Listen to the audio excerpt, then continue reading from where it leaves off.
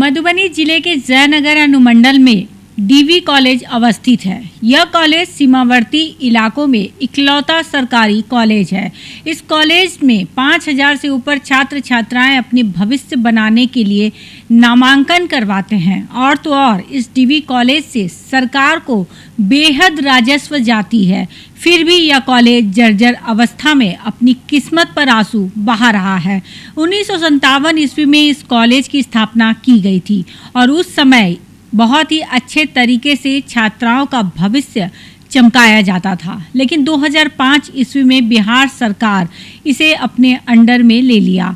तब से स्थिति बद से बदतर होने लगी और अब तो ये भूत बंगला बनी हुई है।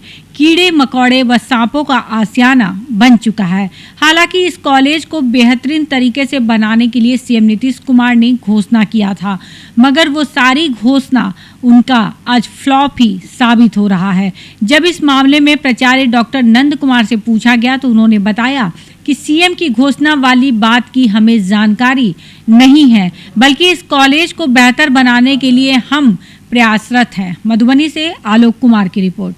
प्रोफेसर हो गए 20 के आसपास। एक फिजिक्स में हमारे यहाँ टीचर नहीं है और एक संस्कृत और एक होम साइंस, ये 3 विषय में टीचर नहीं है। हमारे यहाँ 18 विषय की पढ़ाई होती है, जिसमें 3 विषय में टीचर उपलब्ध नहीं है। बाकी विषय में गेस्ट और परमानेंट मिलाकर के सारे टीचर उपलब्ध हैं। तो कैसे कैसे बच्चा एग्जाम देता होगा जब 3 सब्जेक्ट नहीं है? अब तो सिस्टम तो सरकार का अलग है।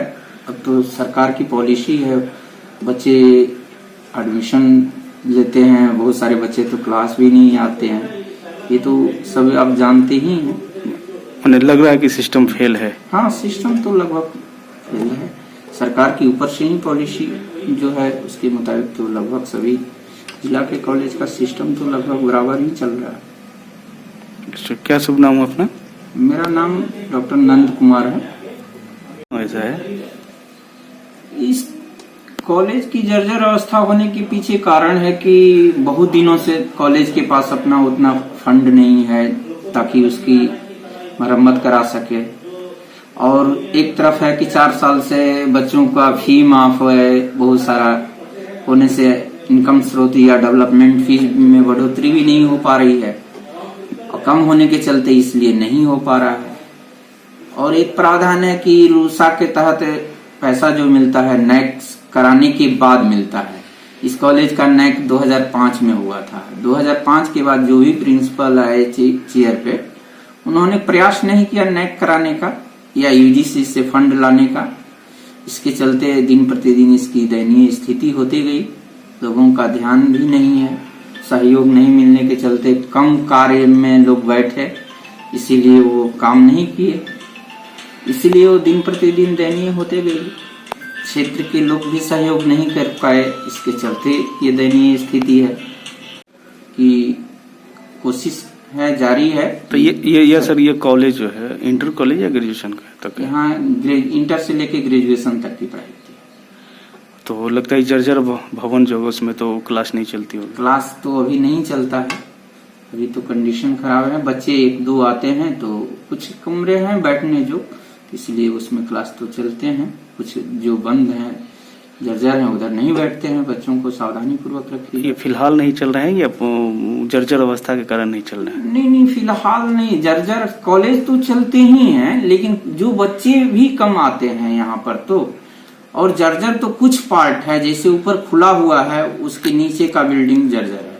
उसके जो 2 फ्लोर बना हुआ है उधर तो लगभग कमरे ऊपर 2-3 हैं तो ठीक है, तो उसमें तो होती ही है।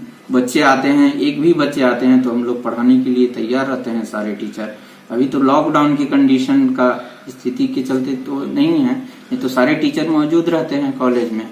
जो भी बच्चा पढ़ना चाहते हैं, इच्छुक हैं, उनकी पढ़ाई होती है, रूटीन बना हुआ है। में दिख रही है वो कॉलेज का है, साइंस बिल्डिंग कहलाता है, जिसमें क्लासरूम और लेबोरेटरी है, जो बहुत पुराना है, बहुत दिनों से है बना हुआ है। लेकिन इसकी स्थिति तो बहुत दयनीय हो चुकी है, क्योंकि हमसे पूर्व प्रिंसिपल द्वारा चाहे सरकार द्वारा अनुदान नहीं मिलने से कोई भी व्यक्ति काम नहीं कर सका उसका। इसीलिए वो स्थिति दयनीय है। सरकार को प्रपोजल भी भेजा गया है जिसमें रिपेयरिंग के लिए, रिनोवेशन के लिए दिया गया है, लेकिन अभी सरकार से पैसा नहीं आया है। अगर आता है इसमें पैसा तो उसका रिपेयरिंग किया जाएगा, उद्धार किया जा सकता है। हमारा प्रयास जारी है, विधायक से लेकर के सभी लोगों से कोशिश है कि जहां से जैसे जिस तरह हो पैसे ला करके उसका कॉलेज का विकास किया जाए। लेकिन आए थे उस समय नीतीश कुमार जी यहाँ पर अपनी चुनावी रैली के संबंध में आए थे। अपना उन लोग का राजनीतिक स्टंट होता है, उसमें हम लोग तो कुछ नहीं कर सकते हैं। हमने वहाँ पर्सनली अरुण शंकर जी उस समय विधायक थे, उनसे कहा गया, कहे थे, कहने पर भी किसी ने पहल नहीं किया। मान राजनीतिक के आए थे या किसी राजनीतिक व्यू से आए थे, यहाँ विकास के व्यू से नहीं। तो विकास यात्रा के दौरान आए हुए थे 2012 ईस्वी में। नहीं, राजनीतिक के। इसके बाद अजय देवगन आए, उस समय चुनावी प्रचार चल रहा था।